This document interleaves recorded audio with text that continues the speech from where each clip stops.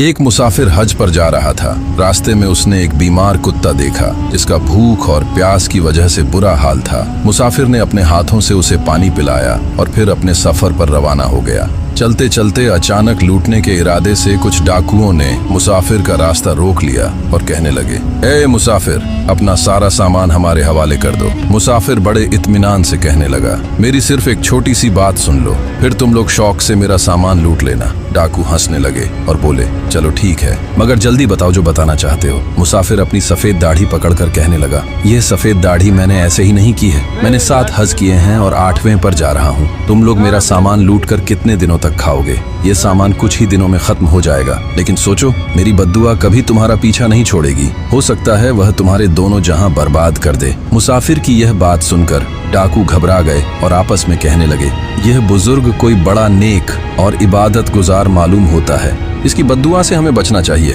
फिर डाकुओं ने हाथ जोड़ लिए और बोले, ऐ भले आदमी, हमें माफ कर दो, हमसे गलती हो गई, अब तुम अपने रास्ते जाओ और हम अपने रास्ते जाते हैं। डाकुओं ने अभी कुछ कदम ही उठाए थे कि अचानक डाकुओं पर बादशाह के सिपाहियों ने हमला कर दिया और डाकुओं को गिरफ्तार कर लिया। जब डाकू पकड़े गए तो एक डाकू दूसरे से कहने लगा, देखा बुजुर्ग की बद्दुआ का नतीजा। फिर सिपाही डाकुओं को बादशाह के दरबार में ले जाकर पेश कर दिया। उस बादशाह की एक नौजवान बेटी थी जो एक खतरनाक बीमारी में मुब्तला थी। डॉक्टरों और हकीमों ने यह कहकर जवाब दे दिया था कि अब उसे सिर्फ किसी नेक इंसान की दुआ ही शायद बचा सकती है। इसलिए बादशाह ने डाकुओं से कहा, अगर तुम लोग मुझे किसी ऐसे नेक इंसान का पता बता दो जिसकी दुआ से मेरी बेटी ठीक हो सके, तो मैं तुम लोगों की सारी चोरियां माफ कर दूंगा।